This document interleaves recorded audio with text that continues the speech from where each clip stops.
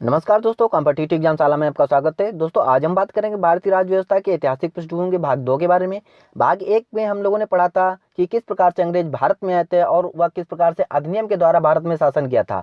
1773 के regulating act से लेकर 1861 के भारत परिषद अधिनियम तक हम लोगों ने उस क्लास में पढ़ लिया था। दोस्तों, यदि आपने पहली बार क्लास को नहीं देखा है तो आपको डिस्क्रिप्शन बॉक्स में उसकी लिंक मिल जाएगी, आप वो देख सकते हैं। यदि आप चैनल पे पहली बार विजिट कर रहे हैं तो चैनल को सब्सक्राइब कीजिएगा, वीडियो के अंत तक रुकेगा। यदि आपको वीडियो अच्छा लगता है तो अपने दोस्तों में शेयर कीजिएगा, लाइक कीजिएगा। तो चलिए स्टार्ट करते हैं। मार्ले मिंटो सुधार अधिनियम 1909 में भारत आया। तो इसमें मार्ले मिंटो क्या मतलब क्या है दोस्तों? इसमें दो व्यक्ति थे, लॉर्ड मार्ले और लॉर्ड मिंटो। लॉर्ड मार्ले थे सचिव और लॉर्ड मिंटो थे वायसराय। तो जब ये भारत आए तो भारत के लिए क्या अधिनियम लाए, इनके अधिनियम के अंतर्गत क्या विशेषताएं थी?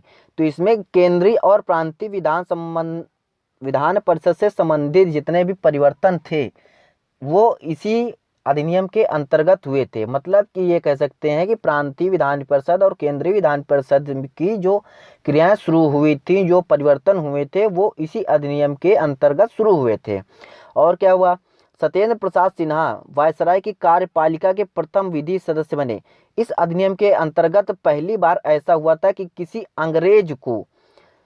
अंग्रेज की कार्यपालिका परिषद में, वायसराय की कार्यपालिका परिषद में किसी भारतीय को विधि सदस्य के रूप में सदस्यता मिली, या मतलब किसी भी भारतीय को कार्यपालिका परिषद में जगह मिली। तो सत्येंद्र प्रसाद सिन्हा को प्रथम विधि सदस्य बनाया गया था मार्ले मिंटो सुधार अधिनियम 1909 के अंतर्गत।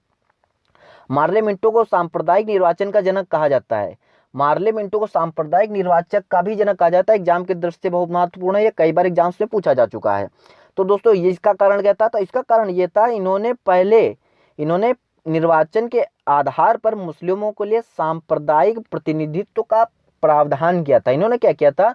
इन्होंने ये बताया था कि भाई मुस्लिमों के क्षेत्र में सिर्फ मुस्लिम ही लड़ेंगे और मुस्लिम ही वोट करेंगे, इन्होंने ये बताया था। तो इसके आधार पर, सांप्रदायिकता के आधार पर इन्होंने बांट दिया था और बताया था कि किस प्रकार से मुस्लिम अपने लिए शासन बनाएंगे या अपने लिए प्रावधान करेंगे। इसके बाद में भारत शासन अधिनियम 1919 भारत आया। इसमें क्या हुआ? इसमें भी दो लोग थे, मांटेंग और चेम्सफोर्ड। अब मांटेंग क्या थे? मांटेंग इसमें सचिव थे और जो चेम्सफोर्ड थे ये भी वायसराय थे, इसी प्रकार जैसे कि पार्लियामेंटों में थे। अब इसमें क्या हुआ? पहली बार देश में द्विसदनीय व्यवस्था और प्रत्यक्ष निर्वाचन की व्यवस्था की गई। इसमें पहली बार ऐसा हुआ था कि इसमें द्विसदन की, भारत में द्विसदनात्मक लोकसभा या राज्यसभा जो है उसमें पहली बार 1919 अधिनियम के अंतर्गत ही बनाई गई थी और प्रत्यक्ष निर्वाचन की व्यवस्था प्रारंभ हुई थी। इसमें पहली बार सीधे जनता के द्वारा निर्वाचन शुरू किया गया था। अब द्विसदनीय का मतलब क्या है? देखिए यहाँ पर बताया गया, द्विसदनीय का मतलब भारतीय विधान परिषद उन्ने टाइम जो थी, भारतीय विधान परिषद के स्थान पर लोकसभा और राज्यसभा का गठन किया गया था, जो वर्तमान में भी मौजूद है। इसने सांप्रदायिक आधार पर सिखों, भारतीय ईसाइयों, आंग्ल भारतीयों और यूरोपियों के लिए पृथक निर्वाचन को विस्तारित कर दिया। इसके पहले जब भाई 1919 में मार्ले मिंटो सुधार आया था तो उन्होंने सिर्फ मुस्लिमों के लिए बांटा था, लेकिन इस अधिनियम में क्या हुआ? इस अधिनियम में पृथक निर्वाचन के आधार पर सिखों, भारतीय ईसाइयों, आंग्ल भारतीयों और यूरोपियों के लिए भी पृथक निर्वाचन कर दिया और बता दिया कि इनका भी अब अलग से ही निर्वाचन होगा। इस कानून में संपत्ति कर या शिक्षा के आधार पर सीमित संख्या में लोगों को मताधिकार प्रदान किया गया। इसमें यह बताया गया था कि मतलब जो लोग धनी थे या कर और शिक्षित थे, या फिर जिनको सीमित संख्या में लोगों को मत का अधिकार दिया गया था, जो उतने समय उच्च श्रेणी में आते थे। हालांकि सभी को प्रत्यक्ष रूप से मतदान का अधिकार नहीं दिया गया था। और क्या हुआ था? लोक सेवा आयोग का गठन इसी में हुआ था। जितनी पब्लिक सर्विस कमीशन वर्तमान में मौजूद है वो सभी इसी अधिनियम के अंतर्गत बनी थी। और सबसे मुख्य बात इसमें यह है कि जो केंद्र से राज्य का बजट हुआ था वो इसी अधिनियम के अंतर्गत बदला गया था, मतलब अलग किया गया था कि केंद्र से राज्य का बजट अलग होगा। अब वैधानिक आयोग का गठन, जिसका काम 10 वर्ष बाद जांच करने के पश्चात रिपोर्ट प्रस्तुत करना था। तो इसमें क्या था? एक आयोग ऐसा बनाया गया था जिसके द्वारा 10 वर्ष के बाद भारत में क्या स्थिति है वो रिपोर्ट प्रस्तुत करना था। इसी अधिनियम के अंतर्गत बनाया गया था। और इसमें प्रांतीय द्वैध शासन भी लागू कर दिया गया था। प्रांतों के आधार पर द्वैध शासन, मतलब केंद्र और प्रांत में अलग अलग शासन होगा, यह बताया गया था। अब इसके बाद में क्या हुआ, इसके बाद में साइमन कमीशन भारत आ गया। साइमन कमीशन तो आप लोगों ने बहुत ही सुना होगा कि लाला लाजपत राय जी को लाठी पड़ गई थी और उनकी मृत्यु हो गई थी, जिससे क्योंकि वो इसी का विरोध करने के लिए आए थे।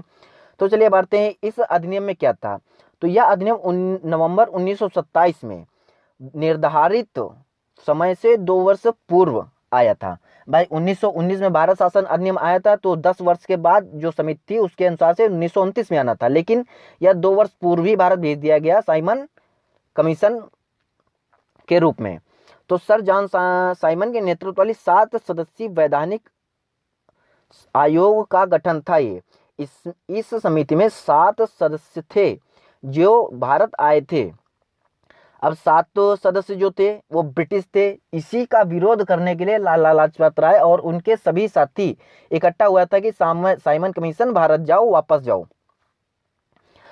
तो उसके बाद 1930 में रिपोर्ट पेश हुई, राज्य में सरकारों को विस्तार, द्वैध शासन प्रणाली लागू हुई, भारत के संघ की स्थापना हुई, सांप्रदायिक निर्वाचन व्यवस्था को जारी रखने की सिफारिश की गई कि जो सांप्रदायिकता के आधार पर निर्वाचन चल रहा था उसको जारी रखने की सिफारिश भी की गई। इसमें ब्रिटिश सरकार ने ब्रिटिश भारतीय और भारतीय रियासतों के प्रतिनिधित्व के साथ 3 गोलमेज सम्मेलन की और उन पर चर्चा की और उनके चर्चा के आधार पर संवैधानिक सुधारों पर एक श्वेत पत्र तैयार किया। श्वेत पत्र क्या होता है? श्वेत पत्र एक वैधानिक पत्र होता है जिसपे सभी लीगल काम किए जाते हैं, एक ढांचा तैयार किया जाता है, वह होता है श्वेत पत्र, जो प्रवर समिति के समक्ष रखा गया। इस समिति की सिफारिशों के कुछ संशोधन के साथ भारतीय परिषद अधिनियम 1935 में शामिल कर लिया गया। इसमें क्या हुआ था भाई, इसमें जो इसको देखा गया, परखा गया, इसके बाद में इसे प्रवर समिति जो उतने टाइम इसको पारित करने वाली थी उस समिति के समक्ष रखा गया। तो उस समिति ने क्या किया, इसमें कुछ संशोधन किया और उसको तुरंत लागू ना करके 1935 के भारत शासन अधिनियम में इम्प्लाई कर दिया था, उसे इम्प्लीमेंट कर दिया था। इसके बाद क्या, इसके बाद भाई भारत शासन अधिनियम 1935 आ गया। भारत शासन अधिनियम 1935 बहुत इंपॉर्टेंट है, बहुत ज़्यादा, क्योंकि यह एग्जाम की दृष्टि से बहुत ही महत्वपूर्ण है। एग्जाम में इससे क्वेश्चन बनता है, अगर बनता है तो क्वेश्चन इससे बनता है ज़्यादातर। तो भारत शासन अधिनियम जानते हैं क्या था?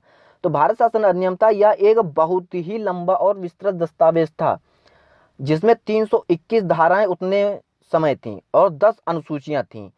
इसके अंतर्गत क्या हुआ था, इसमें अखिल भारतीय संघ की स्थापना इसके अंतर्गत हुई थी। केंद्र और इकाइयों के बीच में 3 सूचियां, इकाइयों से संदर्भ यहाँ पर राज्यों से है, उतने टाइम राज्य नहीं थे, प्रांत थे, तो इसके लिए इकाइयों का प्रयोग किया गया है। केंद्र और इकाइयों के बीच 3 सूचियां थी, संघीय, राज्य और समवर्ती सूची, जो वर्तमान में भी हैं। उतने टाइम भारत शासन अधिनियम में संघीय सूची में 59 विषय थे और राज्य सूची में 54 विषय थे, समवर्ती सूची में 36 विषय थे और इनके आधार पर ही शक्तियों में बंटवारा हुआ था। देशी रियासतों के शामिल होने से इनकार के कारण संघीय व्यवस्था कभी अस्तित्व में नहीं आ पाई। दोस्तों इसमें क्या हुआ था, जो देशी रियासतें थी उतने टाइम भारत में शामिल होने के लिए तैयार नहीं थी, तो जिसके कारण 1935 भारत शासन अधिनियम कभी लागू नहीं हो पाया। प्रांतों में द्वैध शासन व्यवस्था और प्रांतीय स्वायत्तता प्रारंभ हो गई।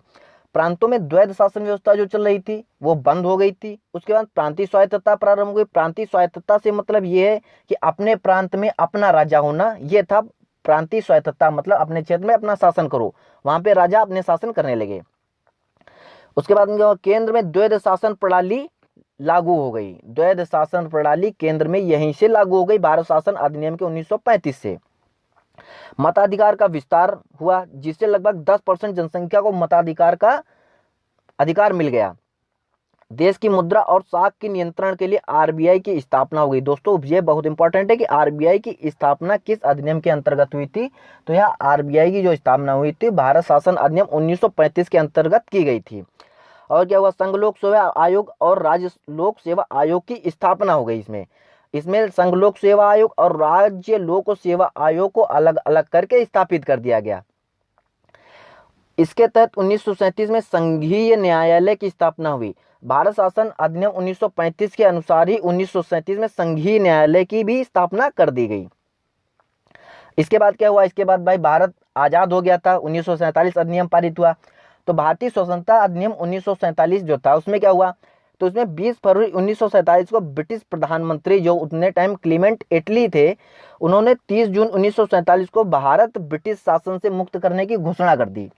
उन्होंने ये कहा था कि 30 जून 1947 को भारत को स्वतंत्रता मिल जाएगी।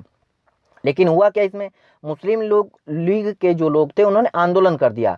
तो 3 जून 1947 को वायसराय, जो उतने टाइम लॉर्ड माउंटबेटन थे, उनके द्वारा विभाजन योजना पेश की गई कि भाई भारत और पाकिस्तान को 2 भागों में बांट दिया जाए। कांग्रेस और मुस्लिम लीग ने इसे स्वीकार कर लिया। माउंटबेटन जो लाए थे योजना, उसको कांग्रेस ने और मुस्लिम लीग दोनों ने स्वीकार कर लिया। तो और इस अधिनियम के द्वारा क्या हुआ, इसमें हुआ वायसराय का जो पद उतने टाइम था वह पद समाप्त हो गया और उसके स्थान पर गवर्नर जनरल पद का सृजन हो गया। तो दोस्तों एग्जाम में क्वेश्चन यहाँ से बनता है कि भारत का पहला गवर्नर जनरल कौन था, तो लॉर्ड माउंटबेटन था। और भारत के अंतिम गवर्नर जनरल था वो जो सिराज गोपालाचारी थे।